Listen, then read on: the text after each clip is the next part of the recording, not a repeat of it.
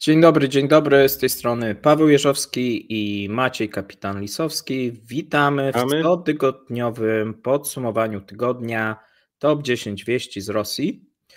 Dzisiaj jak co tydzień 10 ważnych informacji, trochę mamy też informacji bardziej militarnych, ale oczywiście jeżeli chodzi o główne informacje i pierwszą trójkę, no to informacje ekonomiczne. Ekonomiczne, chociaż ta jedynka tak może częściowo ekonomiczna, częściowo militarna, no bo tutaj mamy kolejne udane ataki ukraińskich dronów i na ten temat sobie też podyskutujemy. Na początek oczywiście duże podziękowania dla osób, które wspierają kanał Maćka, które subskrybują, które lajkują.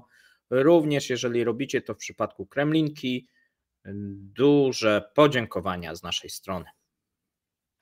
I serdecznie zapraszamy Was do tego, że jeśli się będzie podobało, to żebyście też nie zapomnieli o lajkach, o komentarzach, o udostępnieniach. To wszystko działa na naszą korzyść. Dzięki temu więcej osób nas może obejrzeć, a i Wy prawdopodobnie nie zostaniecie przy jakiejś okazji pominięci w powiadomieniu, skoro subskrybujecie, aczkolwiek różnie się w korporacji zdarza.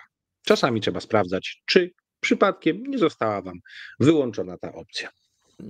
Mam nadzieję, Maćku, że jesteś po mocnej kawie, bo tutaj rosyjska propaganda dosyć mocno weszła pod koniec tygodnia z różnego rodzaju informacjami od fanów, bo to głównie fanowie, że tak powiem, w Polsce informowali o wielkiej ofensywie, tak, na Charków. No, mówiono tam 50, 100 tysięcy, ja różne już rzeczy widziałem, tak, że Charków padnie, Wołczańsk padnie, no ale no jest to przygotowanie do pewnych kroków, które być może mają zmylić Ukraińców, a być może mają przynajmniej częściowo zająć, jeżeli chodzi o obronę przeciwlotniczą, jeżeli chodzi o część odwodów, czyli no tutaj tą można powiedzieć na razie mikroofensywę, jeżeli chodzi o ten obwód charkowski. Natomiast w jakim to kierunku się przerodzi, no o tym chciałbym z Tobą podyskutować, bo to co wiemy na dzisiaj. Co wiemy na dzisiaj, to tak, że ruszyło się, że siły, jakie tam są zgromadzone, mniej więcej a tamtym kierunku to było około 900 czołgów, ponad chyba 1500 różnego rodzaju pojazdów opancerzonych, 1000 sztuk artylerii, 50 000 żołnierzy i okej, w porządku. To jest na różnym etapie szkolenia. A czy wiesz co, zgromadzonych, bo tyle nie ruszyło, to też trzeba dodać, bo 3 bataliony, 4 poszło. To są tylko zgromadzone i że to jest w różnym etapie szkolenia. To nie jest jednorodny zestaw jednostek, które mogą w każdej chwili zacząć działać, bo część z nich dopiero się szkoli. No i o tym, że takie coś tam jest, generalnie wszyscy od dawna wiedzieli. Natomiast cały mój komentarz w ostatnich dniach był taki: jeżeli rzeczywiście się rusza, to w odległości do 100 kilometrów są ukraińskie odwody operacyjne, co nawet przy oddziaływaniu lotnictwa rosyjskiego dotarcie do strefy walk zajmie im nie więcej niż 48 godzin. I to był cały mój komentarz, ale tu już Karolina Baca-Pogorzelska nie wytrzymała i pojechała dosyć mocno po tych wieszczących nie wiadomo jakie hekatomby fanach i niezorientowanych ludziach, więc podsumowując, nie więcej niż 4 batalionowe grupy taktyczne ruszyły, z czego zostały one bardzo mocno przetrzebione na tych drogach, które wybrali sobie do przemieszczania się. I polskie kraby sobie tam zarządziły. Niestety jakaś strata jakiegoś kraba też się przydarzyła. Nawet nie pamiętam, czy dokładnie tam, ale się zdarzyła. Natomiast zdecydowanie ten pochód został zatrzymany. 2. Pamiętajmy, że nikt nie buduje swoich umocnień tuż przy samej granicy. O ile po tym, jak się w 2022 roku Rosjanie wycofali z tamtego terytorium, a potem jeszcze w walkach, w tej ofensywie, która była pod koniec 2022 w rejonie właśnie charkowskim, potem się to przeniosło bardziej w kierunku na kierunek swatowego, wypchnięto z terytorium bezpośrednio na północ od Charkowa siły rosyjskie. I ta odległość Charków, granica to jest 35 kilometrów, czyli w zasięgu nawet podstawowej artylerii, gdyby te linie były tak właśnie ustawione tuż przy samej granicy. Nikt tego tak nie robi. One są cofnięte i zajęcie kilku wiosek w tym momencie no, naprawdę niczego nie zmienia. To ta Borysówka, Ogórcowo, Pletenówka, Pylnaja i Streleczia, to nie ma znaczenia. I tak stamtąd ludzie dawno się ewakuowali, ich tam nie było. Teraz rusza jakaś tam na wszelki wypadek ewakuacja w większym zakresie, ale to jest prewencyjne. Natomiast to nie jest żadna ofensywa, o której mówimy. To jest jakieś albo związanie sił ukraińskich, zwłaszcza żeby wymusić właśnie użycie tych odwodów operacyjnych, które tyle czasu czekały sobie na zapleczu pomiędzy Dnieprem właśnie, a Charkowem i Kramatorskiem. Albo jest to takie rozpoznanie bojem, jak to u Rosjan zwykle, nie patrząc na koszty ludzkie, sprawdzili, czy czujni Ukraińcy są i czy mają obsadzone te stanowiska, które tam zbudowali, te pozycje obronne. No i na tą chwilę wszyscy wszystkim potwierdzili. Ukraińcy, że obsadzane mają stanowiska, że są przygotowani do obrony, bardzo szybko poradzili sobie z tymi rosyjskimi próbami. Potwierdziło się, że Rosjanie mają ciekawe siły, mogą spróbować je użyć i są gotowi ponieść straty, ale w większym stopniu wskazuje dotychczasowa praktyka, że jest to odwracanie uwagi od ważniejszych kierunków, czyli przede wszystkim jednak Awdijiwka, Czasów Jar, to wszystko tutaj i Nowomichajliwka, ponieważ tam mają znacznie większe szanse powodzenia niż na tak mocno przygotowanych przez wiele miesięcy pozycjach względem tych pozycji, które Ukraińcy musieli w trybie doraźnym, na przykład na zachód od Awdijiwki budować, bo aż tak szybko im to nie szło, jak początkowo zapewniali, że ma miejsce. Więc to jest na razie takie coś. Góra urodziła mysz. Mocno podpowane przez różnych ludzi, że właśnie już ta wielka ofensywa tutaj jest, chyba sobie trochę za mocno popuściło wodze fantazji, może za bardzo oczekiwali na to, żeby to już było, żeby mieli o czym pisać. To nie jest aż tak, a materiał, wpis Karoliny Bacy-Pogorzelskiej, która de facto mieszka w Charkowie w chwili obecnej i spędza tam czas, poczynając od tego, że jaki spokój na tym odcinku frontu, tam nie było tego spokoju, kończąc na tym, że Rosjanie nie są przygotowani do tego, żeby na tym kierunku w tej chwili takie uderzenie wyprowadzić, kończąc na tym, że siły ukraińskie w tamtym terenie są wystarczająco mocne do tego, żeby powstrzymać rosyjskie próby. Maćku, mam prośbę, jakbyś mógł troszeczkę mikrofon sobie przesunąć, bo gdzieś ci ginie. Tak, troszeczkę ruszyć go do siebie. Ale bliżej czy dalej? Bliżej. O, okay. No coś jakby ostatnio zaczął gorzej zbierać. Tak jakby właśnie gdzieś końcówki ginął. Pojawiły się takie informacje właśnie w rosyjskiej prasie, bo dużo było odnośnie tej ofensywy, odcięcia Charkowa, czyli tych politycznych kierunkach, ale mówi się, że to jeszcze nie teraz, że to dopiero pod koniec maja. No i mówi się właśnie, że od połowy maja ta większa ofensywa, znaczy następna faza ofensywy byłaby szykowana, żeby zdążyć jeszcze przed czerwcem, co będzie moim zdaniem trudne. No tutaj się wskazuje te dostawy. No, wskazuje się te dostawy głównie czeskie, amerykańskie, żeby zdążyć, no bo potem będzie coraz trudniej. No i część tych kanałów, powiedzmy, rosyjskich wskazuje zupełnie inne kierunki. No różne są oczywiście, tam się wysuwa też ten kierunek kupiański, tak, o czym w ogóle u nas się nie mówi. No Kupiańsk od dłuższego czasu Rosjanie sami się wbili tam, wkopali w ziemię, bo naprawdę im tam kompletnie nie szło i tamtejsze dowództwo ukraińskie stanęło na wysokości zadania pod naprawdę wieloma względami i powstrzymało wszelkie zapewne. Bo pamiętasz, że wcześniej był ten kierunek mocno forsowany, tak? Ale ponieśli tam wielkie straty. Tak. No i teraz się mówi, że tak naprawdę, jeżeli już to nie Charków, tylko mówi się o tym, że Wołczańsk byłby tym kierunkiem być może, który byłby w stanie Rosjanie osiągnąć. No jeżeli by dobrze poszło, tak? A jeżeli nie, no to właśnie uderzenie w stronę bardziej kupiańska. No też się mówi o Zaporożu, no ale na razie na tym Zaporożu też nie widać takich możliwości na ten moment przełamania. To jest jeszcze jedna świadomość. Zdobywanie Charkowa, wszyscy o tym wiedzą, nie wchodzi w rachubę. Ilość chcą odciąć tą drogę, tak, od Kijowa głównie. Co innego jest zająć terytorium charkowskiego obwodu, a izolować sam Charków, niż zdobywać miasto. Także tak.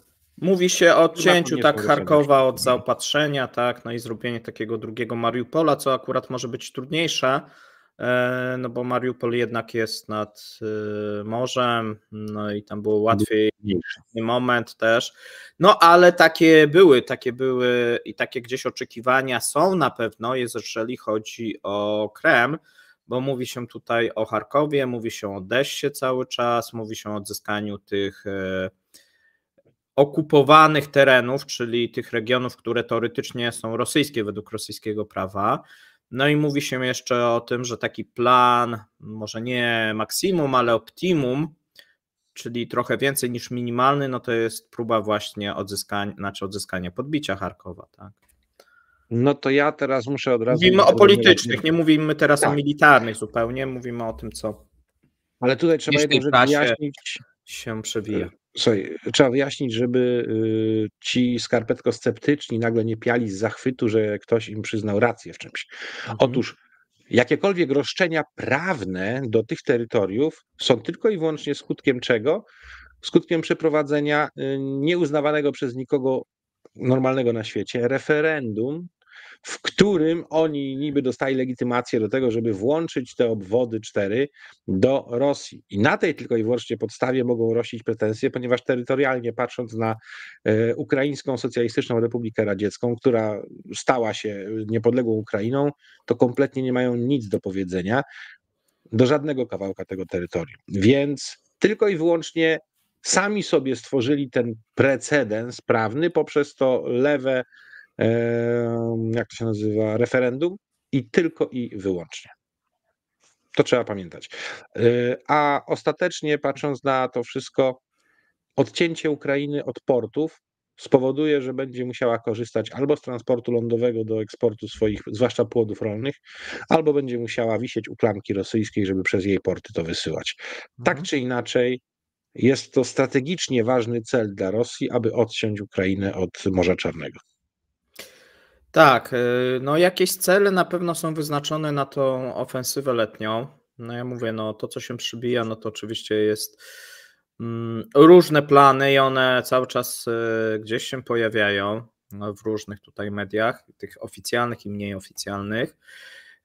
Natomiast jak myślisz, czego możemy się spodziewać, jeżeli chodzi o lato? No bo jednak Rosjanie coś spróbują, bo to jest jeden z ostatnich momentów, jeżeli chodzi o ten rok, gdzie coś mogą uzyskać, tak? Nie, no tą drogą militarną, nie mówimy o jakichś rozmowach tutaj pokojowych czy dyplomatycznych. Mamy dwie determinanty. Determinanta pierwsza, czyli amunicja w dużych ilościach, która trafi najpóźniej w czerwcu pierwszej istotnej ilości. Jest takie naprawdę istotne, chociaż już wiadomo, że amunicji tej 105 mm do dział, które mają mniejszy zasięg niż 155, ale jednak to tej amunicji już jest dużo, dużo więcej niż było i ona dzielnie zaczyna w tej chwili odgrywać swoją rolę na froncie w różnych miejscach. Amunicja 155 się pojawi w czerwcu. Lotnictwo uzbrojone w F-16 nie wcześniej niż myślę, że koniec lipca. No, czy jesteś dużym optymistą. Nie bardzo. Nie, najwcześniej powiedziałem koniec lipca, ale ile go będzie, to tego też jeszcze nie wiemy. A żeby był sens, to tego musi trochę być. Musi być właśnie ważna jedna rzecz. Tu mnie pewnie koledzy od lotnictwa będą teraz mocno sprawdzać. Jeżeli te samoloty F-16 mają wyposażenie w standardzie Link 16 i będą w stanie odbierać informacje z systemu rozpoznawczego natowskiego i będą mieli natowskiego i będą mieli obrazowanie taktyczne sytuacji, to pozwoli działać jako system tym samolotom i biorąc pod uwagę, że ich stacje radiolokacyjne mają znacząco większy zasięg niż tych samolotów, których obecnie używają Ukraińcy, to przy zastosowaniu wystarczająco nowoczesnych wersji pocisków AIM-120 AMRAAM będą w stanie sięgnąć tam, gdzie dotychczas nie mieli żadnych szans, by sięgnąć rosyjskie samoloty, nawet myśliwskie, już nie mówię o innych. Jeżeli by byli podpięci pod Link 16, to by mieli cały obraz pola walki, tak, te samoloty, no bo mamy latające AWACS-y, nie tylko, różnego rodzaju inne. Drony również. Tak. Rzeczy po stronie NATO, no i tu mamy zintegrowany obraz i zintegrowany system, a więc no to by było ciekawe, bo w sumie i dopiero można powiedzieć, to mogłoby być To częściowo był udział w tym konflikcie NATO już, no ale to tak schodek po schodku. Wystarczy, że wykupią odpowiednią usługę dostępu do danych, nazwijmy to satelitarnych, a że one będą wzbogacone, przepraszam bardzo, nikt nie udowodni, że jest inaczej. Tu trzeba grać też trochę bezczelnie względem Rosjan, tak jak i oni to robią. Nie, wszystko... żeby była jasność, tak? Ja tutaj tylko mówię, że to jest kolejny jak gdyby ten element, który... Ale to byłoby istotne z punktu widzenia zdolności i sposobu wykorzystania tych samolotów. Tak, no które oczywiście mówię, przy niektórych tych ostrożniejszych dowódcach NATO w Europie i w Stanach Zjednoczonych, no może być tym jakimś hamulcowym, tak? Ale to oczywiście z punktu widzenia, tak jak ty mówisz, Ukrainy, no to zmieniałoby dużo. Ja się nie zgadzam z tym, że wprowadzenie tych samolotów, szczególnie większej ilości, jeżeli by miały to obrazowanie, nic nie zmienia, bo zmienia zasadniczo wszystko, moim zdaniem. I tu by się wtedy mogło okazać, że rosyjskie bomby szybujące, naprowadzane, FAB, ODAP, w tym momencie nie będą w stanie ich używać, bo samoloty, nawet pary dyżurne, mając te pociski, które są w stanie przechwycić na 120 kilometrach wrogie maszyny, nie pozwolą im się zbliżyć na te minimum 70 od celu, a cel niekoniecznie jest tylko na przednim skraju, może być też w głębi, żeby mogły je odpalić. I to się robi wtedy zmiana, jeżeli chodzi o ilość wsparcia, jakie rosyjskie jednostki dostają od swojego lotnictwa. No, nie zapomniamy, że FABy to jest jedna ze skuteczniejszych obecnie tych przewag rosyjskich. Ale z 40 kilometrów one trafiają do celu. Maksymalnie 50. Przyjąłem 70, tak jak jest dla sprzętów zachodnich, tak jak francuskie bomby typu Hammer, one z 70 kilometrów trafiają w cel, ale przyjąłem właśnie taką cezurę, więc jeżeli uda się izolować strefę przyfrontową od możliwości podejścia samolotów na odległość zrzutu tych bomb, to bardzo ulży ukraińskim jednostkom na froncie. A to będzie ważne. I teraz, co się jeszcze może wydarzyć? 22 czerwca, jeśli dobrze pamiętam, to jest rocznica napaści państwa kierowanego przez akwarelistę na Związek Radziecki, prawda? Oni lubią swoje rocznice, więc mogą coś chcieć uzyskać znowu. Tak jak nie udało im się z Czasiwiarem na 9 maja. Okej. Wiedzieli, kiedy już się nie uda, to spasowali, żeby nie przesadzać z poziomem strat, nawet Rosjanie. No tyle zobaczymy, jaki będzie ich realny zamiar przed 22 czerwca, a na to mają 1,5 miesiąca prawie. I taki Kupiańsk byłby dla nich bardzo interesującą rzeczą w tej sytuacji. Czasiwiar cały czas, no i jeszcze zostają te pozostałe wskazane przeze mnie kierunki, czyli właśnie Nowomichajliwka i tam z rejonu Pierwomajskiego. To wszystko są miejsca, gdzie te prawdopodobieństwa przy zgromadzonych tam rosyjskich siłach układają się najbardziej dla nich racjonalnie i są w stanie tam zbudować lokalną przewagę rzędu 5-7-1 na danym odcinku jak najbardziej. I tam, gdzie te linie są najsłabiej przygotowane, oni cały czas tych miejsc szukają. Pamiętajmy o Ocheretnem, gdzie znaleźli i miejsce słabsze, jeżeli chodzi o obronę, i jednostkę, która nie była jeszcze zaprawiona w boju i udało im się. Oni cały czas prowadzą rozpoznanie, o czym mówi Maciek Korowaj.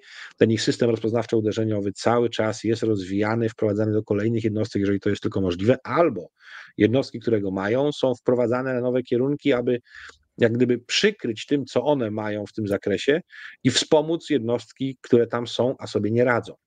I tu Rosjanie dokonują różnych manewrów w tym zakresie. Ponadto zauważajmy, że właśnie zaczęła się jakaś restrukturyzacja Ministerstwa Obrony i Sztabu Generalnego rosyjskiego. Wcale nie jest powiedziane, że Szojgu tą restrukturyzację sam jako taki przetrwa.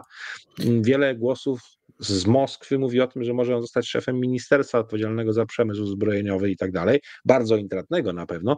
Natomiast całkiem możliwe, że to przyjaciel Putina, gubernator Tuły, uciekło mi teraz jego nazwisko, może jest rozpatrywany jako bardzo poważny kandydat na ministra obrony. Więc ta niepewność dowódców rosyjskich co do tego, czy dalej będą podczepieni pod odpowiedni żagiel, który ich ciągnie, czy też nie, też może spowodować lekkie zarówno tąpnięcia w dół na pewnych sprawach, ale i również chęć wybicia się tych, którzy nie są pewni swojej przyszłości. Trudno jest dokładnie przewidzieć, co się może wydarzyć, ale poczynając od, według mnie, czerwca, aż do ostatnich 2 tygodni przed wyborami w Stanach Zjednoczonych, czyli 2 tygodnie przed 7 listopada, będą Rosjanie podejmować najróżniejsze, czasami wręcz szalone i bardzo kosztowne próby takiej zmiany sytuacji na froncie, aby wpłynęło to na postrzeganie tej wojny przez amerykańskich wyborców i dało zwycięstwo raczej Trumpowi, który też jest, no to u ciebie były na ten temat rozmowy robione a propos Chińczyków, chyba też by im to jednak bardziej odpowiadało, żeby on był na czele administracji w Stanach, prawda? Tak, to o tym już od dawna mówiliśmy. Chiny oczywiście są za Trumpem. Paradoksalnie, natomiast tu mówiłeś pewnie o Aleksieju Diuminie, tak? Diuminie, tak. Jeżeli chodzi o Tułę, osoba, która całe życie jest związana z wojskiem, z siłami specjalnymi i tak dalej. W sumie zaufany, można powiedzieć, jeżeli chodzi o Władimira Putina. On akurat ma mało tych zaufanych, jeżeli chodzi o wojsko. To jest jeden z tych niewielu. A my przejdziemy do ciekawego punktu. Tu też spodziewam się twojego komentarza. Armenia nie będzie finansować Organizacji Bezpieczeństwa Zbiorowego. Tak oświadczył sekretarz prasowy Ministerstwa Spraw Zagranicznych. No i mamy zamieszanie w Armenii. W tym momencie można powiedzieć, wcześniej premier Armenii Paszynian mówił o możliwości wystąpienia Armenii z organizacji. 8 maja pojawił się w Moskwie, ale już 9 maja odmówił uczestnictwa dosyć spektakularnie. Rosyjska prasa się na ten temat rozpisywała w defiladzie, co było takim, można powiedzieć, afrontem. Podobnie Azerbejdżan zresztą, natomiast ta Armenia chyba Rosjan bardziej bolała. No i mamy różnego rodzaju, można powiedzieć, akcje skierowane przeciwko premierowi w samej Armenii. Tutaj należy szukać tych sznurków i tych powiązań na Kremlu. Tak przynajmniej wielu ekspertów obstawia.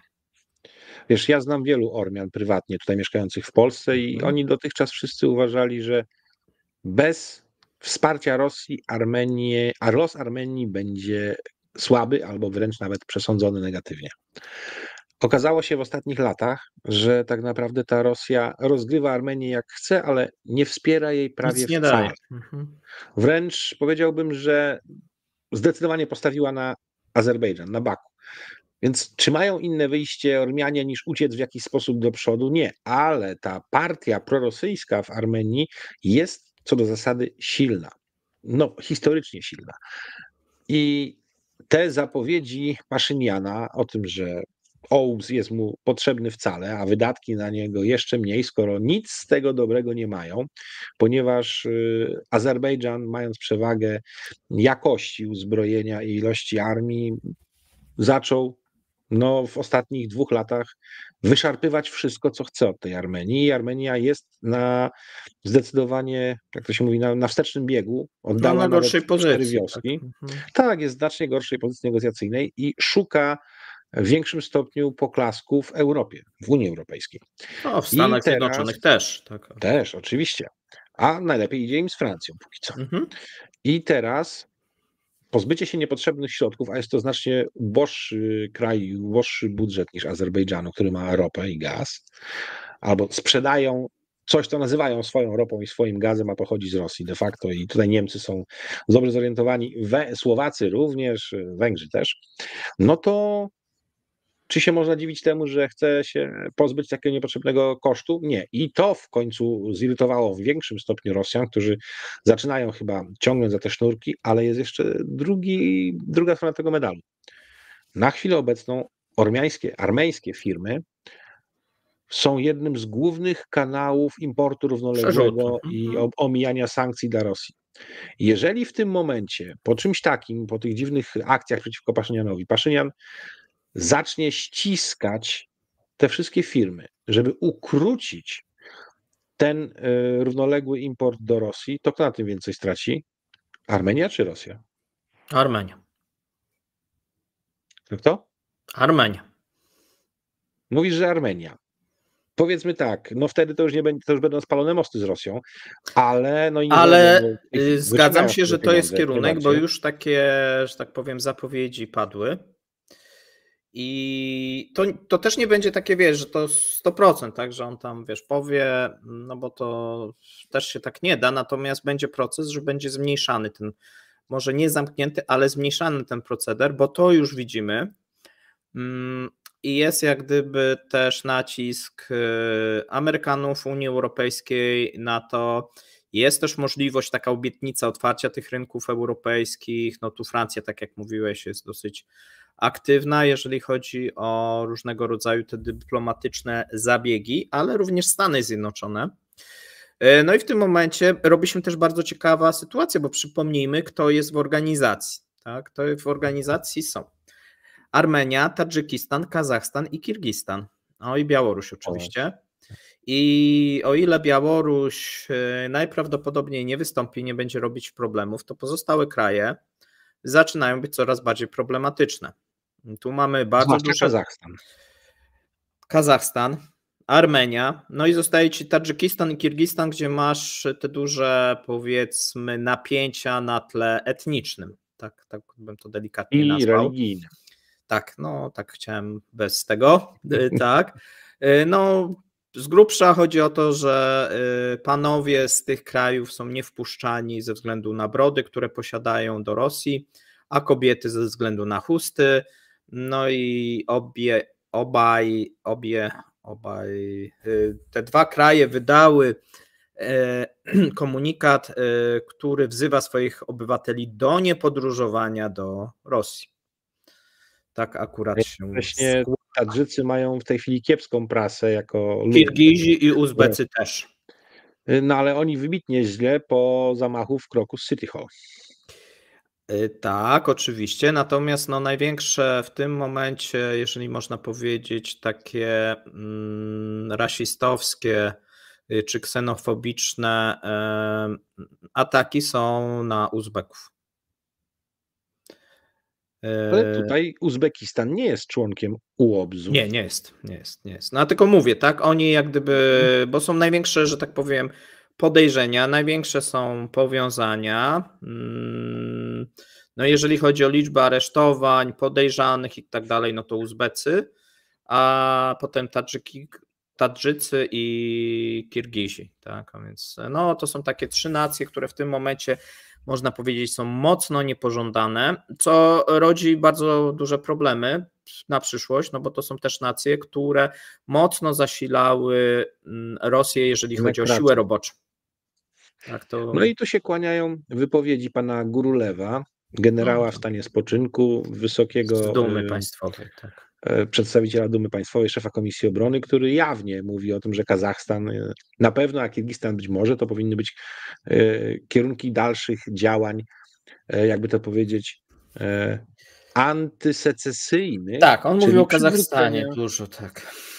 Tak, czyli przywrócenia tam Imperium Rosyjskiego znowu. No w Kazachstanie jest problem, bo tam jest faktycznie mniejszość spora, jeżeli chodzi szczególnie o tam północną część, która jest bardzo mocno prorosyjska, tak delikatnie mówiąc, no i stanowi właśnie problem dla Kazachstanu.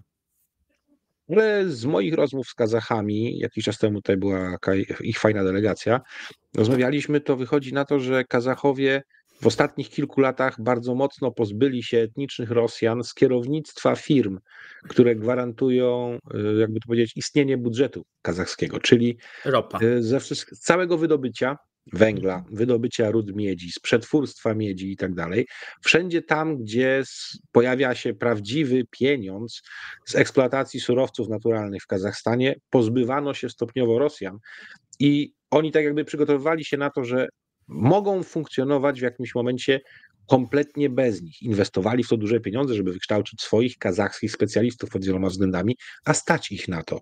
Dzięki tym wszystkim bogactwom naturalnym. I ja myślę, że Kazachstan przy tym posiadanym budżecie jest w stanie zainwestować w rozwój armii jeszcze więcej niż na chwilę obecną, bo to jest, pamiętajmy, Kazachstan ma taką armię pół na pół. Korzysta i ze sprzętu postsowieckiego, który sobie modernizuje, jak i westernizuje się bardzo mocno. I to nie byłby wcale łatwy orzech do zgryzienia dla rosyjskiej armii, gdyby doszło do konfliktu faktycznego pomiędzy Rosją a Kazachstanem. No wiesz, też ma dużą głębię, tak, to nie jest mały. Oczywiście. Tak, to nawet jeżeli tak popatrzymy, to jest po prostu duży kraj, tak? Tak, to jest duży kraj. Nawet przemieszczenie się, powiedzmy, wojska do stolicy, zajęcie tych głównych miast, no jeżeli byłaby obrona, no to nie byłaby bułka z masłem dla Rosjan, na pewno. To możemy oczywiście dyskutować, tak, jakby to wyglądało, no, natomiast ta derusyfikacja no, odbywa się na każdym polu i co ciekawe, ona się odbywa tak w sposób bardzo aktywny po zmianie władzy na tą w zamierzeniu prorosyjskim. Obecnego prezydenta. Tak, to wtedy przyspieszyło, tak miało być odwrotnie, miało zatrzymać te procesy, a dokładnie stało się odwrotnie i to duże zaskoczenie chyba dla samych Rosjan, no bo oni stali w kropce, tak? Ale ja nie wiem nawet, czy to nie jest zaskoczenie dla samych Kazachów, bo przecież protestowali przeciwko pewnie tak, nie wiem, tak, natomiast protestowali, żeby właśnie takie rzeczy się działy. I tak jak nawet, wiesz co, ja tam nie mam dużo znajomych, ale kiedyś rozmawiałem, no i oni też byli zaskoczeni, bo myśleli, że będzie właśnie ta opcja bardziej prorosyjska, a okazało się, że właśnie to poszło w innym kierunku. No dosyć duże zbliżenie też pamiętajmy z Chinami, tak, ono też już za poprzedniej władzy było. No i to trwa, tak, jeżeli chodzi o gospodarcze więzy ekonomiczne, no to można powiedzieć Chiny no, mają prymat, tak. I tu się zgadzamy, że dzięki tak silnym więzom z Chinami Kazachstan pozwala sobie na więcej w stosunku do Rosji. Bo Rosja musi uszanować to, jak ścisłe są te relacje. No, mówię, to ciężkie, tak, duży kraj powiązany z Chinami, z dużą mniejszością, co prawda rosyjską, no ale no w tym momencie tak naprawdę dopóki ten konflikt na Ukrainie się też toczy, to Kazachstan jest w 90 paru procentach bezpieczny, tak. No i może nadal derusyfikować, no nawet w sposób otwarty, tak. Zdając sobie sprawę, że każdy rok derusyfikacji, no to jest kolejny rok uniezależnienia się. No już pomijam te różnego rodzaju takie złośliwości, czyli kiedy prezydent mówi w języku kazachskim, pomimo że zna doskonale rosyjski i tak dalej, no takich różnych powiedzmy szpileczek ze strony Kazachstanu było dużo. Pamiętajmy, że Rosja też jest cały czas ważnym tym partnerem handlowym, no, po Chinach oczywiście, spadającym, ale ważnym, no i również ważny też szlak przerzutowy przez Kazachstan, być może nie tak spektakularne wzrosty jak na przykład Kirgistan czy właśnie Armenia. 5000%. Tak, no ale to mniejsze kraje, Kazachstan duży kraj, tak, a więc tutaj to trochę inaczej wyglądało. I Kazachstan przez swoje mocne kontakty z Zachodem, przez sprzedaż surowców na Zachód, no w systemie bankowym jest o wiele bardziej zwesternizowany, dlatego też oni bardziej byli wyczuleni na te wszystkie sprawy i szybciej reagowali na nawet nieformalne prośby USA w tym zakresie. A teraz przejdźmy do ciekawego miejsca. Ja to zatytułowałem: czy toczki wrócą w tym momencie po tej stronie ukraińskiej? Siły zbrojne Ukrainy zaatakowały Białgorod toczką U. No i tutaj mamy informację tak naprawdę z dzisiaj, że został zaatakowany Białgorod. Tutaj przy użyciu systemu rakietowego toczka U, jak i również Wilcha, Vampire, no te wampiry to od dawna. Natomiast wydawało się, że już tych toczek to nie ma. Czy one wracają z tych rezerw, czy też w jakiś sposób Ukraińcom udało się odbudować produkcję, tudzież gdzieś zakupić? Jak ty to oceniasz? Już mówię. Teraz tak, po kolei. Ja myślę, że trochę tutaj przerysowali Rosjanie, bo to oni są głównie źródłem tej informacji o tym, co to do nich przyleciało. Bo teraz tak idąc od dołu. RM-70, czeskie wyrzutnie, znane też u nas, używaliśmy ich. Oni pod nazwą handlową puścili je jako wampiry, czyli zwykła BMK, która jeżeli się w nią załaduje nowocześniejszą amunicję, taką jak my mamy, no to jest 40 kilometrów. To Ale dalej, tak. jeżeli się do tego weźmie amunicję serbską, która daje radę na 54 km, no to mamy taki dystans maksymalny, ale no odległość od terytorium kontrolowanego przez Ukrainę a Białgorod nie pozwala na to, żeby te sprzęty stały sobie w jednym miejscu spokojnie na granicy i strzelały. One mogą podjechać, strzelić i uciekać, żeby nie oberwały ogniem kontrbateryjnym. Potem druga rzecz to są te wilchy. Wilchy strzelają skutecznie na 70 km. I jak najbardziej spokojnie mogą one ostrzeliwać Białgorod. To teraz pytanie, po co miałyby strzelać toczki U, które mogą strzelać na 120 km, No skoro wiesz, można załatwić...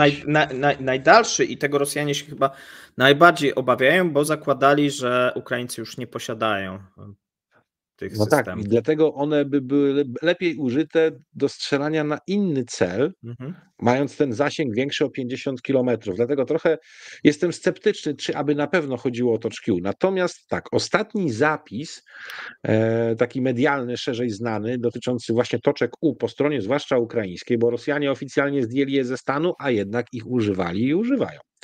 Więc ostatni zapis o ukraińskich toczkach U był z grudnia ubiegłego roku i mówił o tym, że oni pozyskują nawet wycofane już z użycia, czyli po resursie. Czy to z Armenii? Armenia temu zaprzeczała oficjalnie, ale wcale nie jest powiedziane, że coś na rzeczy nie jest. Nawet podobno z Azerbejdżanu, tu byłoby to mniej prawdopodobne, ale na pewno z Bułgarii.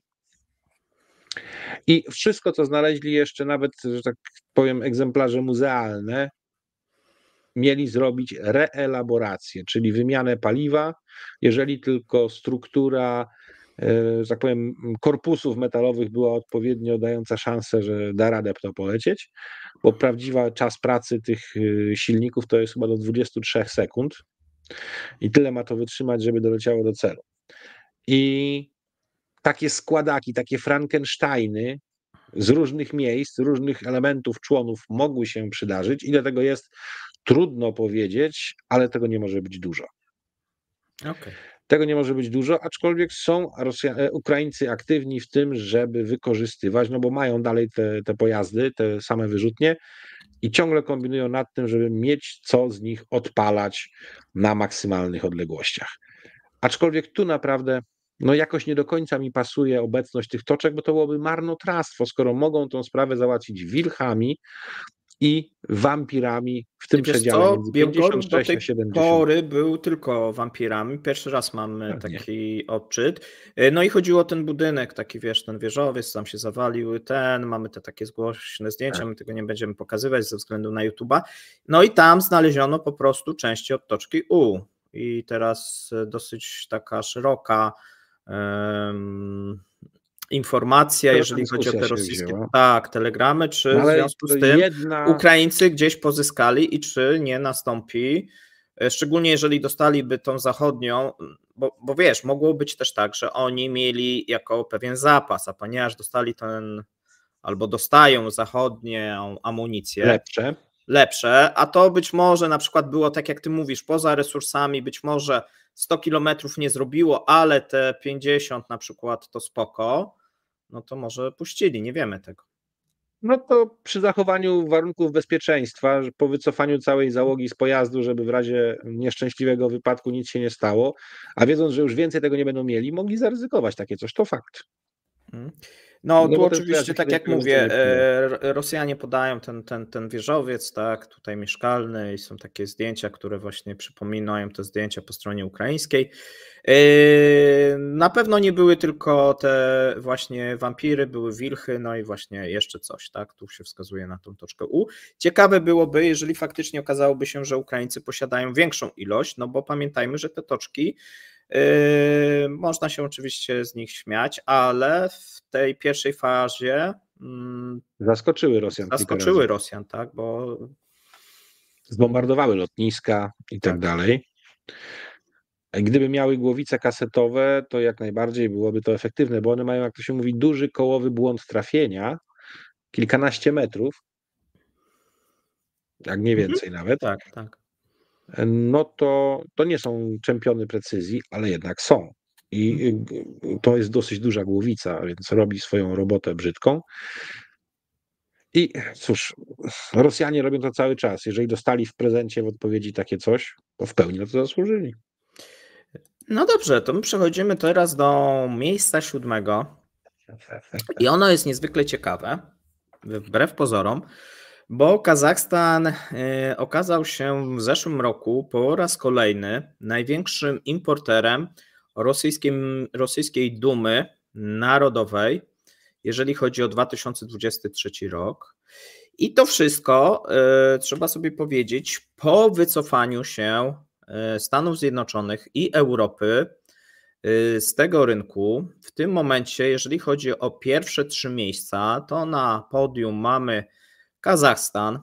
No, wydaje się, że z symboliczną jednak wartością niecałych 60 milionów dolarów, jeżeli chodzi o zakupy. Przepraszam, 28 milionów dolarów, jeżeli chodzi o zakupy, a cała sprzedaż dumy za granicę wyniosła 60 milionów dolarów. No mało. Widać, że tutaj Rosja stawia na rynek krajowy i na spożycie krajowe. Na drugim miejscu, co ciekawe, mamy Izrael i na trzecim miejscu Armenię. No ale to już powiedzmy takie symboliczne wartości, bo ta Armenia to tylko 4,5 miliona dolarów, 4. miejsce Gruzja, potem Azerbejdżan 3,5 miliona dolarów. No i można powiedzieć, że ten rynek w sumie przestał istnieć. No, tak, przestał istnieć, ale dla tych, którzy nie wiedzą, o co chodzi, to chodzi o zamknięcie na przykład ziemniaka w szkle. Tak. Jeżeli nie wiedzieli o czym No mówię. i do tej pory, znaczy nadal oczywiście istnieje ten szary eksport i gdzieś to trafia, nawet są takie doniesienia, że czasem do Europy potrafi trafić, no ale to już nie jest ta skala, tak jak kiedyś, że tutaj tiry jechały z Rosji, z Białorusi, właśnie do Kazachstanu, z Kazachstanu, tak, no tego jest po prostu o kilka rzędów mniej.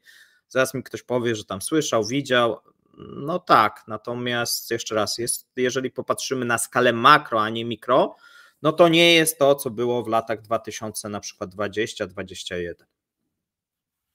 I z każdym rokiem jest po prostu coraz gorzej. Więcej udziału w tym rynku na przykład łapią polskie firmy. No tak. No, ten rynek też, co ciekawe, tutaj jeżeli chodzi o producentów, oni nie narzekają, bo pomimo tego spożycia nielegalnego, to cały czas rośnie to legalne. Więc mamy tak, że win-win, wszyscy zadowoleni, pomimo właśnie tego odcięcia Zachodu, ale z drugiej strony jest tylko import równoległy i to z coraz większymi cłami i z coraz większymi problemami, jeżeli chodzi o te importowane trunki, tak? Mamy te wprowadzone na wina dodatkowe cła, mamy na inne powiedzmy gatunki, no i widać, że trochę tu taka zaczyna być właśnie autarkia, jeżeli chodzi o ten samowystarczalność, jeżeli chodzi o ten sektor, że tak powiem. Ostatnio też mówiliśmy o tym, że cukier jest chroniony, no jest zakaz eksportu tego cukru, a więc no tutaj, bo też były obawy, jeżeli chodzi o lato, że te ceny pójdą w górę, wprowadzono profilaktycznie zakaz eksportu, no co jak gdyby pomaga oczywiście rynkowi.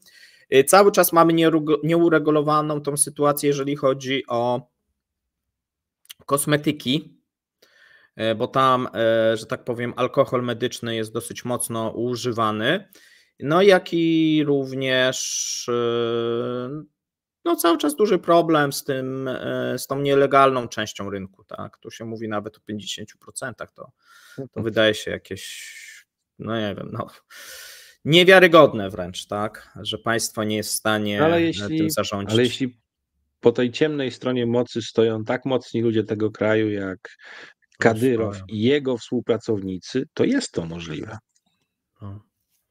Tak, no te południowe republiki oczywiście wiodą prym, tak, no tutaj wiesz, Dagestan, Czeczenia, tak, Inguszetia.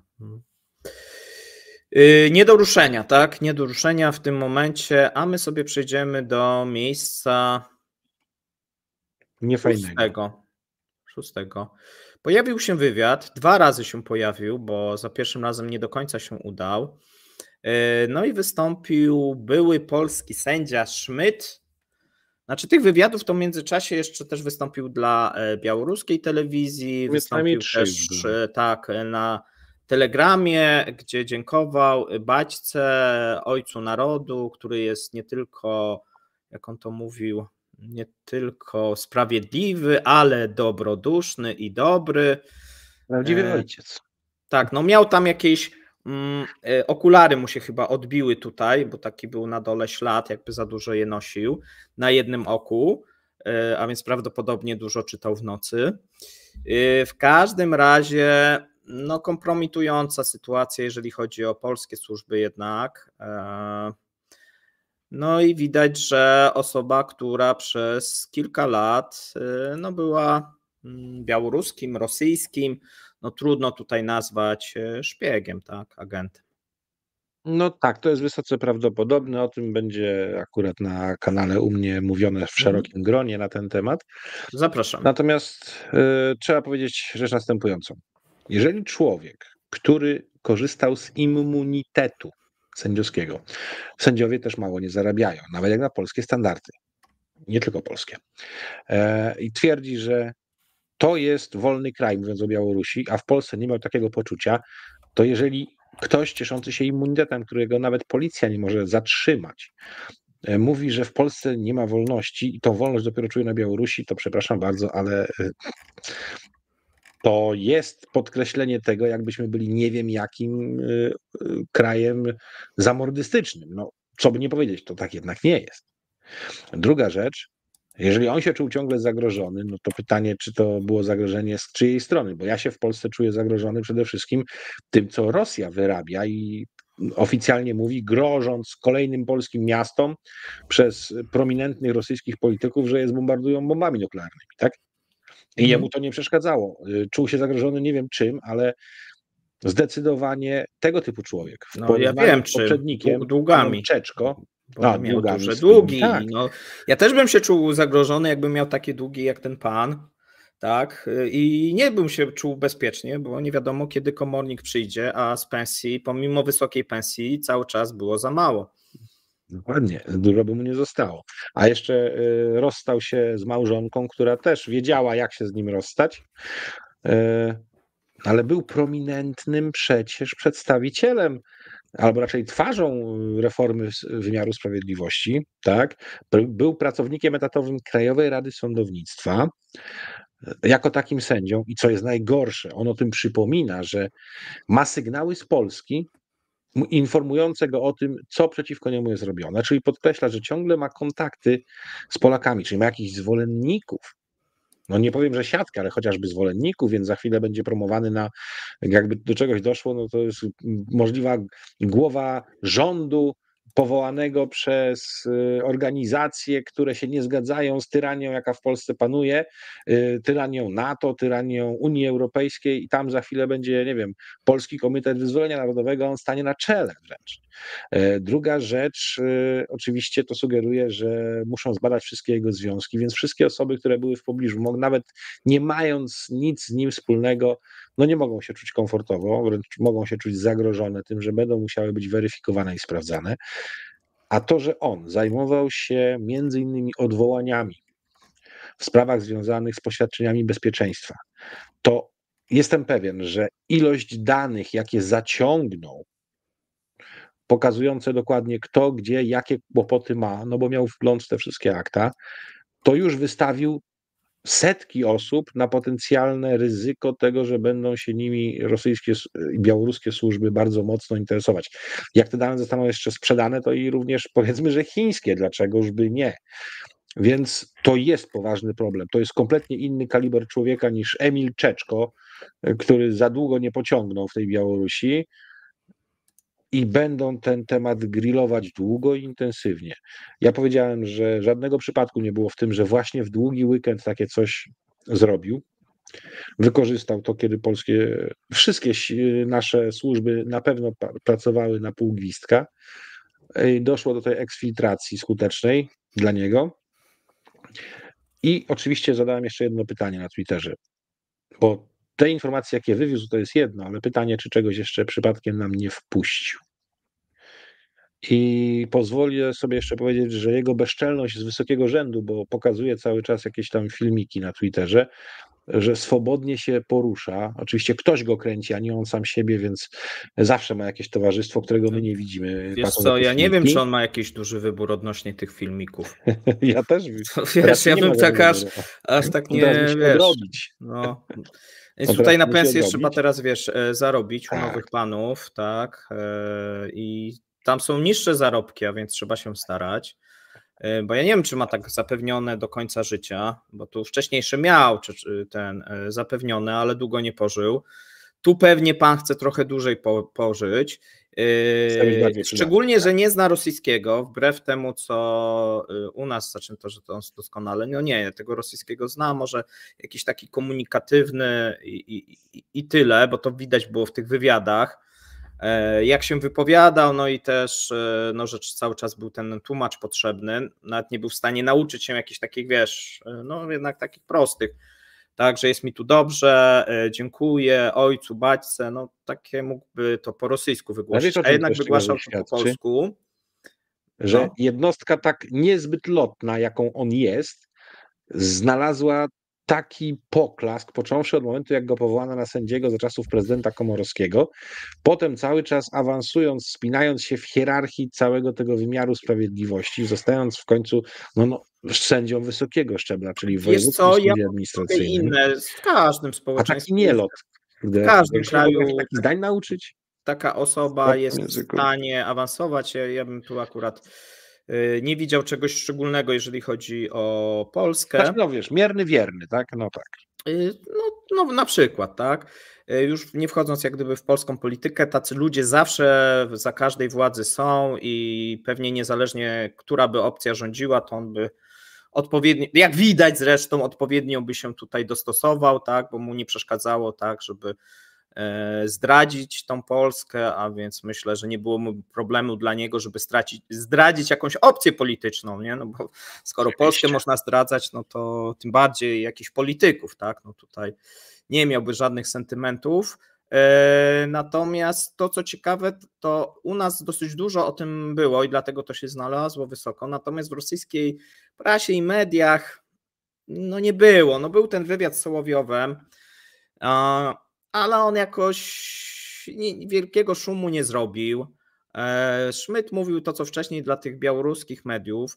To, co chyba się najbardziej przebiło i na czym Sołowiowi zależało, no to podkreślenie tego, że istnieje niebezpieczeństwo oficjalnego wciągnięcia Polski w konflikt na Ukrainie, no i tego typu narracji, którą propaganda próbuje od jakiegoś czasu szerzyć, tak, że tutaj to NATO, Polska jako ten ogar, który jest właśnie najbardziej agresywny, no i to jak gdyby pasowało do tego, a poza tym to bez echa, jak dla mnie, jeżeli chodzi o rosyjską tą stronę. Nikt się jakoś tak specjalnie nie... Znaczy, pamiętajmy jedną rzecz, on w Rosji jest uważany za zdrajcę, tak? Tak jak my. I Rosjanie nie lubią zdrajców. I to było widać, to cały czas widać, tak, że co innego, jeżeli on byłby jakimś ideowcem, to może, tak, by w coś tam wierzył, a jeżeli on jest tylko takim zdrajcą, który za pieniądze się sprzedał, to nawet w Rosji nie będzie szanowany i na Białorusi, i ja mu, że tak powiem, prognozuje dosyć krótkie to życie, tak, i krótką karierę. No, może życie dłuższe, ale karierę to bardzo krótką. Prawda jest taka, że tych skutków więcej będzie u nas, bo pojawiła się bardzo potrzebna, uważam, debata już na temat tego, że dlaczego wielu zwykłych urzędników, nawet nie mówię sędziów, musi swoje oświadczenia majątkowe zamieszczać w publicznych rejestrach, a tymczasem są takie zawody, które korzystają z takich przywilejów, że absolutnie się tego nie robi i dzięki temu tego typu osoba mogła uniknąć wcześniejszego wyłapania, że jest co najmniej podatna na różne formy nacisków ze strony służb innych krajów. No tak jakby I miał ta nawet, wiesz, debata jest bardzo potrzebę poświadczenia, tak, jakieś tajne, ściśle tajne, to zaraz by wyszło, tak, przy prześwietlaniu, Właśnie. że ma długi, no i byłby problem. Znaczy byłby już na liście, tak, a tak to się prześliznął. Dobrze, dalej. My sobie przejdziemy do miejsca 5. ważnego. No i już teraz wchodzimy w te tematy bardziej gospodarcze. Liczba urodzeń w dół, śmiertelność w górę, czyli wszystko w porządku. Eurostat podał dane za pierwszy kwartał 2024. Dane za marzec porażają i o tym mówiliśmy na tygodniu. Jeżeli chodzi o pierwszy kwartał, liczba urodzeń spadła o 3,5%, śmiertelność wzrosła o 4,5%. W okresie styczeń-marzec urodziło się zaledwie 300 000 dzieci, to jest 11 000 mniej niż rok temu, a jeżeli, słuchajcie, chodzi o śmiertelność, no to ta śmiertelność nie wygląda za dobrze, bo na koniec pierwszego kwartału liczba zgonów prawie 500 000 osób i tutaj z tego, co ja zrozumiałem, Eurostat nie publikuje danych chronionych, no, czyli tych danych osób, które są na urlopach na Ukrainie, bo pewnie trzeba by to przemnożyć. W tym momencie efekt końcowy jest taki, że ubytek naturalny no to jest 20% więcej niż rok wcześniej, 180 000 Rosjan ubyło. No i tu można by liczyć, że jeżeli by podliczyć tych, którzy nie wrócili z urlopu, no to pewnie by tam i z 500 może było, no tak 400 to na pewno. Bardzo możliwe. I tu mamy klasyczne nożyce, które się w tym momencie otwierają. Te dwa wskaźniki się zdecydowanie rozchodzą. I to oznacza, że tam jest przestrzeń około 10% różnicy pomiędzy nimi. Tak? Prawie 10%, bo tutaj 3,5 a 4,8. To już jest poważny, zauważalny problem demograficzny Rosji. Już tego nie ukryją. No nie. No nie, natomiast jest dekret Putina. W tym momencie na koniec 2023 my się oczywiście możemy śmiać, bo polska demografia nie ma się lepiej, natomiast no, u nas nikt nie wpada, żeby ją poprawiać poprzez aneksję obcego kraju. Ani przez dekret, że macie się rozmnażać. I jest dekret, że trzeba się rozmnażać dla Rosjan, czyli z 1,4 ma dzietność wzrosnąć do 1,8 w przeciągu 12 lat. Jak? Nieważne, ma wzrosnąć, tak? No i tak jak gdyby wiele jest tych celów, my o tym zrobiliśmy specjalny materiał w Jaruskim, no bo się nie nadawało do niczego innego.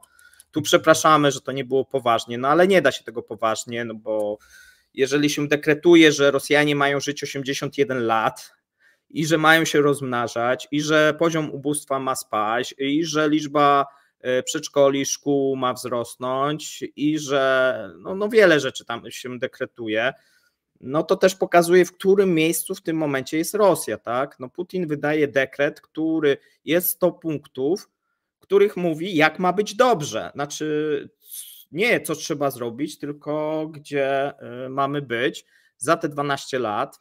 Oczywiście to rząd ma zrealizować i sami Rosjanie. Odsyłam do tego Jaruskiego, no bo myślę, że to jest jedyny komentarz, który najbardziej do tego pasuje. Jednocześnie pamiętajmy, w Rosji tego typu inicjatywy zawsze wymagają systemu kontroli i nadzoru. Więc wyobraźmy sobie teraz, jak to będzie, co starszy nad Pierzyną w danym obwodzie będzie chodził i sprawdzał, jak często małżeństwa ze sobą obcują celem przysporzenia obywateli. To znaczy, że wzrośnie tolerancja na... komisarze, wzrośnie ilość związków nieformalnych, a może pojawi się w związku z tym, że będzie przewaga kobiet, akceptacja dla poligami, no tutaj naprawdę jest potencjał memiczny spory. No jest, no my mówiliśmy, że będzie dziadek do wynajęcia, jak tam przyjdzie komisarz, ojciec jest, tak, tu leży, nie? Będzie sobie można taką usługę kupić. No jeszcze raz mówię, nadaje się to jedynie na Jaruski, jeżeli nie oglądaliście, a chcecie, no bardzo poważny jednak, no bo no trudno do tego przejść obojętnie, bo to jest jeden z ważniejszych dekretów na rozpoczęcie tej kampanii. Druga rzecz, mówię kampanii, tej prezydentury, druga rzecz, no to był ten raport ekonomiczny, który miał pokazywać, jak to się ma zrobić, no ale nie pokazał, bo tam w ogóle już oni też odpłynęli. I źle to wygląda. Jeżeli to się czyta, jeżeli to się słucha, to źle wygląda. Rosja chce być liderem we wszystkim, w czym można, więc to jest takie myślenie magiczne, o tak bym to nazwał, nawet nie życzeniowe, tylko magiczne, i to wszystko w Rosji zaczyna tworzyć jakiś taki Matrix. A my teraz przejdziemy też do Matrixa, czyli wyprzedaż nieruchomości Gazpromu, czego można było się spodziewać, co zapowiadaliśmy, no i co się stało. A więc mamy pierwszą od 25 lat rekordową historię straty Gazpromu i największą wyprzedaż, jeżeli chodzi o nieruchomości. W środę firma ogłosiła, że poszukuje nabywców na duże projekty nieruchomościowe w Moskwie i w regionie moskiewskim. Są to biurowce, kurorty, tutaj hotele, spa, no i tak dalej, samochody, parkingi. No i zobaczymy, czy to cokolwiek da, bo jak dla mnie, no to są takie kosmetyczna ta restrukturyzacja, no a przypomnijmy, że strata za 2023 rok, no to ponad 7 miliardów tych dolarów. No i ten rok nie zapowiada się lepszy. Znaczy może będzie mniejsza strata, ale też będzie. A w roku 2022 Gazprom też raczej słabo pociągnął, ale byli w stanie wiele rzeczy zamaskować innymi ruchami. Wiesz co, pamiętajmy, że tam mamy Gazprom Nieft. Jakby nie było Gazprom Nieftu, bo już Gazprom Nieft stanowi ponad 50% przychodu. Do tego dochodzą przychody, dosyć dobry rok, jeżeli chodzi o 2023, jeżeli chodzi o Gazprom Bank. No i Gazprom po prostu jest kulą u nogi, który ciągnie wszystko w dół. To, co do tej pory było po prostu perłą w koronie Gazpromu i w ogóle Rosji, no teraz stanowi duży problem. No i trzeba ciąć. No i trzeba ciąć, przy czym no jeszcze jest to, że oni przeprowadzają się oficjalnie do Sankt Petersburga, tak. Więc Moskwa traci takiego podatnika, Sankt Petersburg zyskuje, to też jest... Znaczy oni mieli tam, wiesz, częściowo też mieli biurowce, tak? To nie to. No ale teraz już po prostu siedziba jako centrum podatkowe już trafi wszystko do Petersburga. Ponadto Gazprom w ostatnich 12 miesiącach wycofał się ze wszystkich kampanii, w których jeszcze miał jakieś umowy długoterminowe na zachodzie Europy. Już pamiętajcie, 2 lat go nie widać. Zostawił jedno. No i którą? No węgierską federację. Tak, ale no to węgierską federację, ale Liga Mistrzów jako pierwsza się pożegnali, a przecież przez lata był wiodącym sponsorem. I na razie tutaj ruszono takie może widoczne i znane nieruchomości moskiewskie, ale tych nieruchomości jest trochę więcej. Część z nich, pamiętajmy, też jest na zachodzie rozrzucona i zobaczymy, co z tym się będzie działo. Natomiast nie uważam, żeby byli aż w tak złej kondycji, żeby musieli to wszystko sprzedawać. Czuję za tym jakiś lekki podstęp, że takie coś robią w Moskwie, albo robią komuś bardzo dużą przysługę, to też jest możliwe. Natomiast tutaj Miller, bo dobrze mówię, Miller jest szefem Gazpromu. To nie jest pierwsza lepsza osoba i on tak czy inaczej, nawet jeżeli będzie trzeba, to on wyprosi wsparcie państwowe dla siebie, bo jest na tyle mocną osobą w tym wszystkim i przez lata sobie zasłużył Putina. Więc jest słabo, zmieniają się, przechodząc od gazu do ropy i reorientując się mocno bardziej na Azję niż na Europę, ale potencjał, żeby dać sobie radę mają.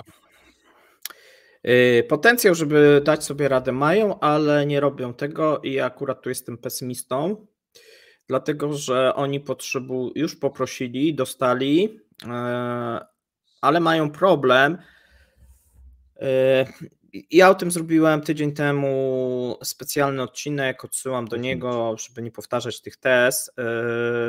Problem jest że tak powiem, strukturalny, wielokierunkowy. Największym problemem są oczywiście klienci, ale nie tylko, bo utrata tego rynku europejskiego, ten rynek azjatycki nie jest w stanie z wielu względów zrekompensować. Mówiliśmy wielokrotnie u Ciebie też, jakie to są problemy. 28% niższe stawki dla Chin i koniec. Tak, na przykład 28% na Chiny, transport, tego, co technologia, jest. ale koszty im bardzo mocno poszły w górę, jeżeli chodzi o 2023, co widać w tych sprawozdaniach finansowych i to moim zdaniem jest bez dużych cięć nie da rady. Tam trzeba przeprowadzić potężną restrukturyzację i ja akurat uważam, że początek, ta sprzedaż jest ok, jest to dobry kierunek, ale cały czas za mało. I tu oni liczą prawdopodobnie na pomoc państwa, tylko że nie dostaną tej pomocy państwa w takim zakresie, jakby potrzebowali. Bo już dostali na skończenie inwestycji, a taką bieżącą nie dostaną. Oni żądają i proszą o zwolnienie, jeżeli chodzi o ten rok, z podatku od wydobycia. Moim zdaniem nie dostaną. To są już poważne kwoty. Znaczy, no, nawet częściej nie dostaną. Tylko że to będzie powodować, że w 2025, jeżeli nic nie zrobią albo za mało zrobią, oni mają, słuchaj, 60 miliardów, mówi się pomiędzy 60 a 70 miliardów długu. Tak? Tyle mają w kredytach, tak? W liniach krótkoterminowych i w tych średnich. Będą to pewnie restrukturyzować, natomiast no wiesz, oni tam oczywiście mają ten swój Gazprom Bank, mają też Sbera. No nie wiem, czy tak, to nie jest prosta sytuacja. Teraz takie tylko hipotetyczne pytanie.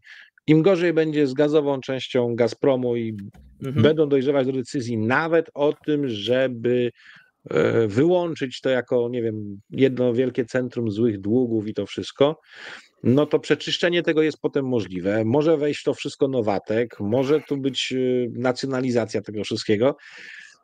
Ktoś będzie wiedział. Nie, opcji tak, natomiast wiesz, no teraz zrób podpisy za te wszystkie inwestycje, no co z tymi inwestycjami, ze skraplaniem, z tym wszystkim? Znaczy, tak długo, to były plany przecież takie podbicia świata. Tak, podbicia świata i właśnie teraz, jak oni są w takiej izolacji, świat nie będzie miał dostępu do pewnych danych i da się zrobić kreatywną księgowość w rosyjskim stylu, żeby potem na czas, jak już będzie po wojnie, wyjść do świata z czymś zapakowanym na nowo i wyglądającym dobrze.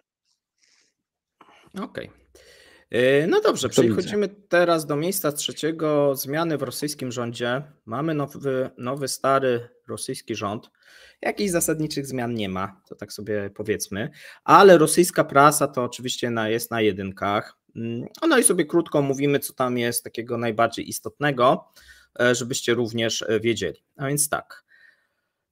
Awans kierownika przemysłu w korpusie tutaj wicepremiera Denisa Manturowa, no to dosyć znany chyba u nas, oraz na pierwszego wicepremiera oraz tutaj Ministerstwa Transportu Witalija Saweljewa, też na znaczy już nie pierwszego, tylko kolejnego wicepremiera od transportu.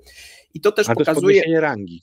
Tak, podniesienie rangi i to pokazuje, że ten transport jest ważny i on, jeżeli chodzi o 2024, będzie ważny, no z kilku powodów. Dostawy oczywiście wojenne, no i duże zamieszanie, jeżeli chodzi o benzynę w dużej mierze i diesla, czyli te ataki dronowe i różnego rodzaju problemy rosyjskiej kolei, no i tutaj się podnosi tą rangę, żeby wskazać, że ten minister ma w dużej mierze podobną rangę jak inne osoby, jeżeli chodzi o gospodarkę. Także tutaj nie tylko ta sprzedaż, jak wcześniej surowców, no ale ten transport i ta logistyka, no, która trochę kulała, jeżeli chodzi o zeszły rok i ten rok, jest coraz ważniejsza.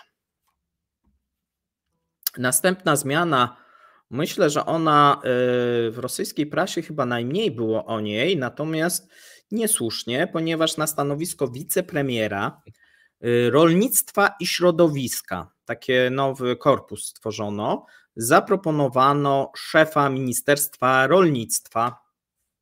To pamiętasz? Dmitrija Patruszewa, syna tego Patruszewa, który jest sekretarzem Komitetu Obrony Rosji, tak? Tak. No i tu jest oczywiście pożywka dla wszelkich maści, teorii spiskowych, że to będzie przyszły Putin. Dlatego, To jest że od dawna prawdopodobna wersja. tak, dlatego, że w tym momencie nie będzie odpowiadał za nic. Tak, począwszy od tego, że miał trochę potknięć w rolnictwie No i miał. to go zabolało, to teraz Więc wyniesienie go ponad odpowiedzialność za Ministerstwo Rolnictwa i tak, jak gdyby danie mu tylko nadzoru nad tym, tak. no bo de facto do tego się to sprowadza, Będzie taki zwolni mini go z Putin. odpowiedzialności. Mhm. Tak, ale tak. go zwolni z odpowiedzialności. Dokładnie, bo tutaj już mamy panią, która się nazywa Oksana Lud, która wcześniej była wiceministrem, a teraz będzie, słuchajcie, ministrą rolnictwa, czyli ministrem rolnictwa, jeżeli chodzi o rosyjski rząd. No i będzie oczywiście bezpośrednio podlegać tutaj Dmitrijowi Patruszewowi. A ja to powiem bardziej staromodnie, czyli tekę ministra rolnictwa powierzono tej pani. Tak jest.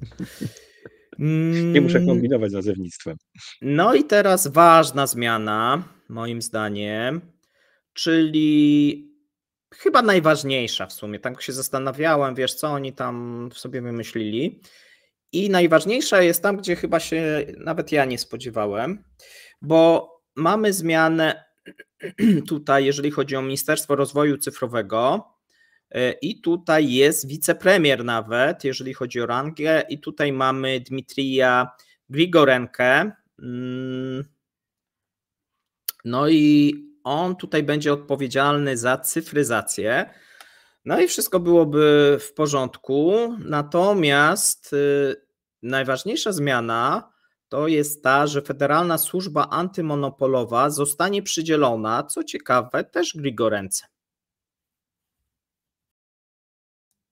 Czyli ci, którzy mają odpowiadać za wszystko, co się dzieje w przestrzeni cyfrowej, dostają służbę antymonopolową, która będzie dzięki tym systemom informatycznym w stanie zajrzeć wszędzie i do każdego. No, służba antymonopolowa w tym momencie to jest służba kontroli cen.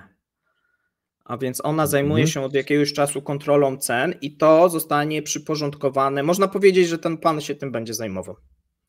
Że tam te cyfrowe to tak dla zmyły. Czyli to będzie takie Ministerstwo Kontroli Cen. No tak. No. Wiesz co? I ma narzędzia. I dali mu narzędzia. Tak. Czyli jak na przykład cena cukru będzie za wysoko, albo na przykład jaja zdrożeją, to już nie Patruszew, tylko on. Tak. Wiesz co? To nie zadziałał zastanawia odpowiednio. Kartelu nie wykrył albo coś takiego. No właśnie, zastanawia mnie jeszcze jedna rzecz. Bo skoro ta logistyka, następuje zwrot gospodarki na wschód, na Azję i podniesienie rangi tejże logistyki, oznacza to chyba, że skokowo zwiększy się nadzór nad tymi wszystkimi lewymi, bądźmy szczerzy, wywróconymi kompletnie inwestycjami w chociażby modernizację lub budowę nowych linii kolejowych, gdzie poszły miliardy dolarów i nie ma ani jednego kilometra takiej linii. Więc zdaje się, że tutaj będzie przyłożony mocny punkt ciężkości i teraz skończą się takie numery, będą musiały naprawdę powstawać te potrzebne Rosji linie kolejowe i inne elementy przesyłu, czy to energii, czy środków energetycznych. Nie szalałbym. Proszę? Nie szalałbym. Znaczy, przywiążą do tego większą wagę. Czy to się uda, to jest inna rzecz. Nie szalałbym. Albo kiedy im się to uda. Bo stanowisko Ministerstwa Energii ma objąć gubernator obwodu kemerowskiego Sergiej Cywilew. No i to jest następna taka wskazówka, w którą stronę zmierza rząd, bo Cywilew no to jest, tutaj nie obrażając nikogo, no taki trep, nie? Dosyć mocny. Może i betonowy człowiek, ale od tradycyjnego bardzo paliwa, jakim jest węgiel. Żadnych nowinek. Tak, natomiast no, to jest wojskowy, tak? To jest wojskowy i jest i znany. Nielot, tak, jest taki wykonujący polecenia. Znaczy, no teoretycznie ma ekonomiczne wykształcenie, natomiast jest znany z tego, że dosyć silną ręką, że tak powiem, zarządza. No i tu wyzwania, jeżeli chodzi o Ministerstwo Energii. Jeżeli spojrzymy na punkt pierwszy, czyli ataki dronowe, no są dosyć duże. Ale to też pokazuje, wiesz, w którym kierunku, gdzie oni widzą problem, czyli być może coś się stanie, jeżeli chodzi o ochronę tych rafinerii. No ale bo pan ma kontakty, to na pewno. Ale popatrz, jednocześnie tego Aleksandra Nowaka, dotychczasowego wicepremiera do spraw energii, też wyciągnięto gdzie indziej. Ale wyżej, tak. Wyżej. On ma być tam miał kiepską prasę, przez to, że on tutaj przez Putina najlepszy menadżer z rządu. Tak. Więc wyciągnęli go wyżej, żeby też nie obrywał za te braki sukcesów w obszarze ochrony infrastruktury energetycznej. Zrobiono tego ministra energii odpowiedzialnego za te, tak, a Nowak nie. Nowak nie. Czyli Cywilew przyjmie wszystko na klatę w razie czego, ale też będzie wdrażał silną ręką to, co jest potrzebne jego zdaniem do ochrony tej infrastruktury. No tak, no tu jeszcze z takich ciekawostek, kojarzysz Antona Alichanowa? No to nazwisko wyskakiwało parę razy w kontekście właśnie Kaliningradu. To gubernator chyba, tak? Gubernator, no to już nie będzie gubernatorem. I ciekawe kto będzie, bo tam, że tak powiem, to taki gorący kartofel, więc jemu się udało. Zostaje szefem Ministerstwa Przemysłu i Handlu, natomiast kto zostanie tutaj szefem, gubernatorem, to nie wiem, bo to ciężka ci powiem, że stawiam na kogoś wywodzącego się z FSB. Nie, z FSB. Bo tam oni uważają, że tam za bardzo odbiło ludności w Kaliningradzie, przepraszam, w Królewcu, w temacie prozachodnim i trzeba to zdławić. Do tego lepsi są jednak milicjanci niż żołnierze. Tak, no tutaj jeżeli chodzi o ten obwód królewiecki, moim zdaniem ciężkie zadanie, ale ja bym się z tobą zgadzał, albo moim zdaniem ktoś o doświadczeniu wojskowym, albo właśnie ktoś ze służb, tak, bo tutaj no ale widać, że w sumie można powiedzieć, że Alichanow był dosyć takim lojalnym tym gubernatorem, no i też mu się udało, tak, bo jednak ja uznaję, że to jest w jego przypadku dosyć duży awans. No i teraz przechodzimy, słuchajcie, do miejsca drugiego, do miejsca dosyć istotnego. Ja o tym mówiłem, jeżeli chodzi o live, ale to jest takie uzupełnienie, czyli chińskie cła. Od 6 maja ceny bezpośrednich przewozów kolejowych z Chin do Rosji i Białorusi wzrosły w zależności od tutaj stacji tej początkowej, końcowej, od 500 do $800. No i to jest jak gdyby kilka powodów na to się składa. Przede wszystkim ten wzrost jest związany ze spadkiem liczby bezpłatnych tak zwanych kontenerów z Chin, a także korkami, jeżeli chodzi o przepływ tych towarów. No tutaj ja już mówiłem, złośliwi mówią, że coś jest, że to ma takie drugie dno. Ja tam nie wiem, natomiast no widzimy, że od 2 miesięcy, jeżeli chodzi o te relacje Rosja-Chiny, które są oczywiście krystaliczne, no to jeżeli chodzi o gospodarkę, to się źle dzieje. No tak, nazwijmy to w ten sposób, eufemistycznie. Rośnie ilość obiektywnych przeszkód w utrzymywaniu najwyższego poziomu skutecznego handlu i przepływu towarów. I tak, no tutaj oczywiście strona chińska powołuje się, co ciekawe, na sankcje amerykańskie, no i tutaj różnego rodzaju problemy związane z tym. Co ciekawe, wzrosły także stawki za fracht morski z Chin. No i tutaj no można by się spodziewać, że marzec i kwiecień był słabszy, jeżeli chodzi o ten import towarów z Chin, no ale maj, czerwiec może nie być lepszy.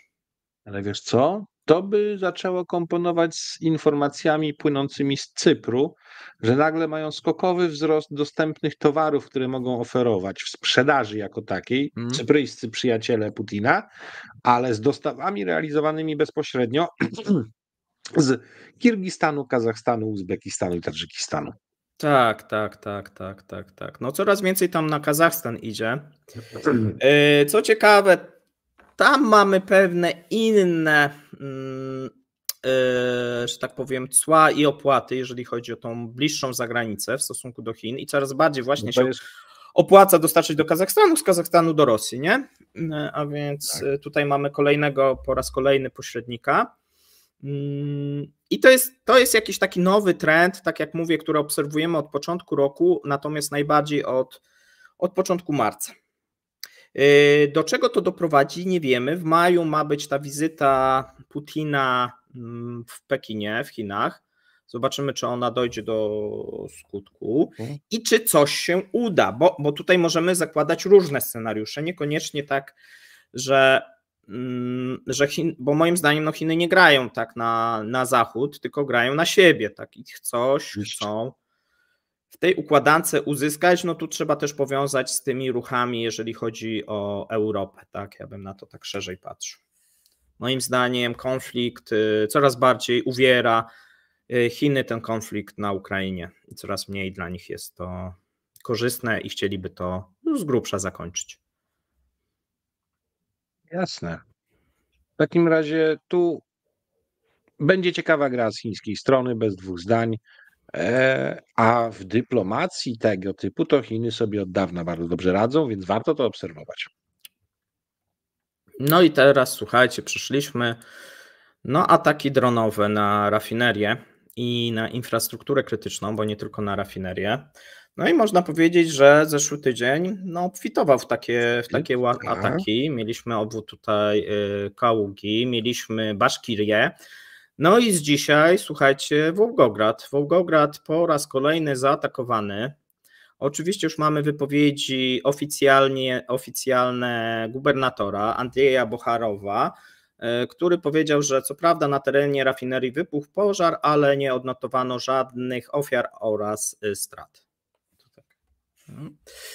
Wiemy, że w przypadku upadku drona uszkodzone zostały zakłady pierwotnej przeróbki ropy naftowej AVT1, pierwsza linia i szósta linia, a więc linie, które nie były wcześniej atakowane. No i co można tutaj powiedzieć?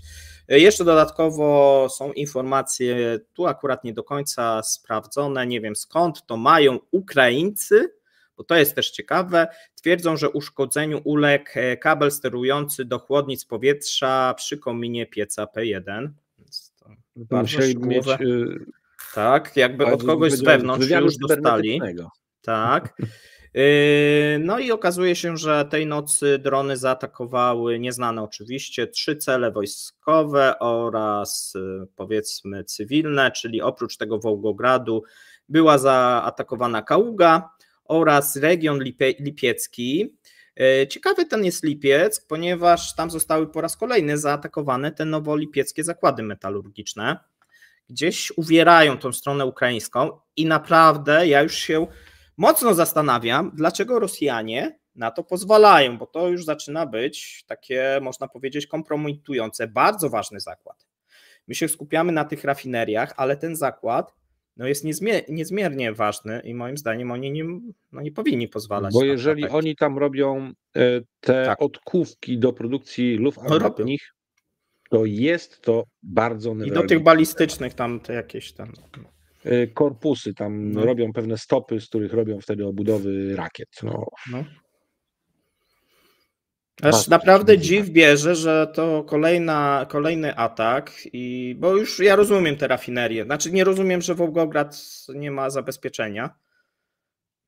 Dziwnie to wygląda ze strony tej rosyjskiej. Ja rozumiem, że ofensywa to jest jak gdyby numer 1, natomiast jednak jakąś obronę przeciwlotniczą należałoby tej infrastrukturze zapewnić, bo widzimy, że tak naprawdę mieliśmy trochę w kwietniu takie lekkie uspokojenie tych ataków, natomiast maj dosyć z takim mocnym przytupem się zaczął. Znaczy, to uspokojenie ataków było po tym, jak przedstawiciel Białego Domu powiedział o tym, by lepiej nie atakować, żeby tego lepiej... Moim zdaniem nie. Po prostu oni musieli zrobić sobie przerwę. To trwało 2 tygodnie.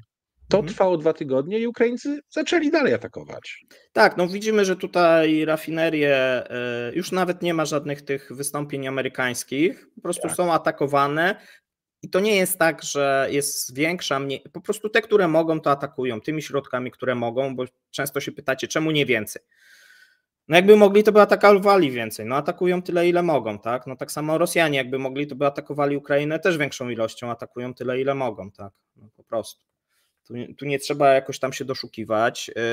Ukraińcy też pokazali nowego drona, no i to też pytanie do ciebie, się nazywa Raybird, no i chwalą się, że 2,5 tysiąca kilometrów ten Raybird przeleci, więc to by wskazywało już jeszcze bardziej odległe cele. Co prawda tam nośność jego tylko 5 kg przy takim Ale mają dystansie. dwa inne, jeśli chodzi o ten zasięg. No, a to jest kolejny, tak. No. Tak, to jest kolejny, z większymi ładownościami, jak to się mówi, z payloadem. Natomiast ten jest lżejszy, do mniej istotnych celów, ale on też może właśnie być używany do wspomagania, do saturacji obrony przeciwlotniczej, bo jest tańszy też znacząco od tych dwóch, o których mówimy, czyli o S-300 i o Enterprise, tam Sokił, więc Ukraińcy pod tym kątem starają się systemowo podchodzić w chwili obecnej, to już widać, i będą mogli wysyłać miksy tego typu aparatów latających. Jedne z zadaniami właśnie zwrócenia na siebie uwagi obrony przeciwlotniczej, saturowania tego wszystkiego, wymuszenia zużycia rakiet, które potem nie zdąży się załadować, oraz tych, które będą wykonywały właściwe ataki.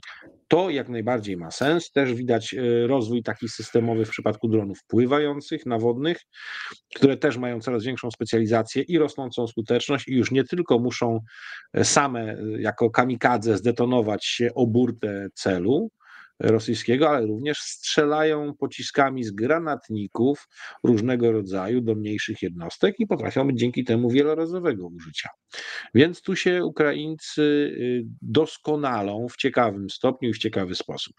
Ale najciekawsze w tym wszystkim jest to, jaki jest podany przez ciebie rzeczywisty ubytek rosyjskich zdolności produkcyjnych tej ropy.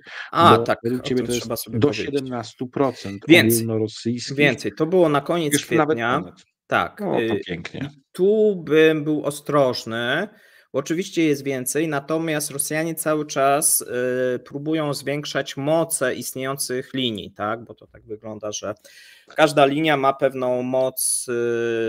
Znaczy mają rezerwę pewną. Tak, pewną rezerwę technologiczną. Tak. I oni to robią. Tak.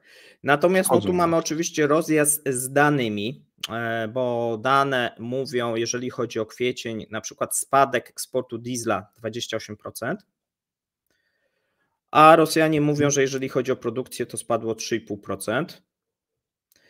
I jeżeli założymy, że diesla eksportowano 40%, to jakby nie liczyć się, te dane nie składają, tak? Więc... Ale tu jest jeszcze jedna rzecz, która zaburza ten obraz.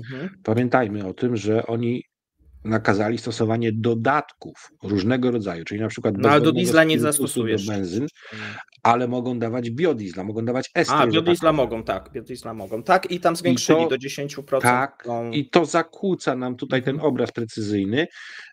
Chociaż do diesla to mniej możesz dodać. Tak, to prawda, że zwiększyli w ten sposób, natomiast trzeba by szacować, jeżeli pytacie się, to jest trudne, tak, bo sami Rosjanie chyba do końca nie wiedzą,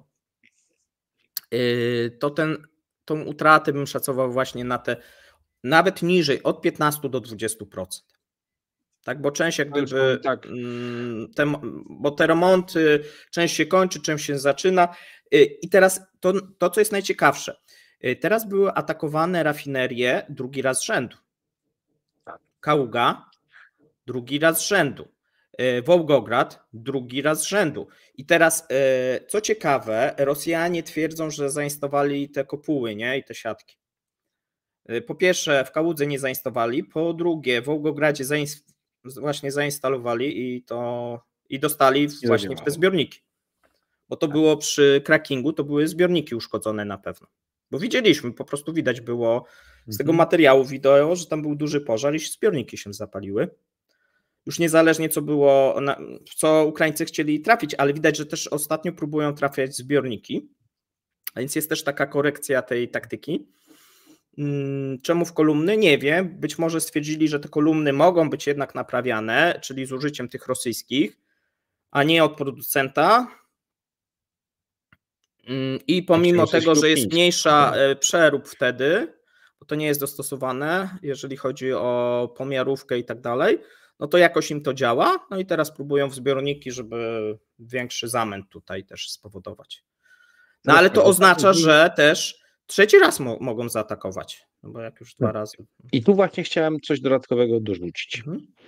Wiemy już na pewno, że Ukraińcy wdrażają do wszystkich, nawet do dronów FPV, mają to, jakby powiedzieć, w różnym rozmiarze przygotowany system, czysto oczywiście software'owy, który pozwala na ostatnim odcinku lotu w zasięgu systemów walki radioelektronicznej naprowadzać się na zapamiętany obraz z tej bezpiecznej jeszcze strefy i skutecznie będą razić cele, niezależnie od tych emiterów w re, jakie Rosjanie montują, czy to na sprzęcie, czy właśnie na obiektach takich strategicznych.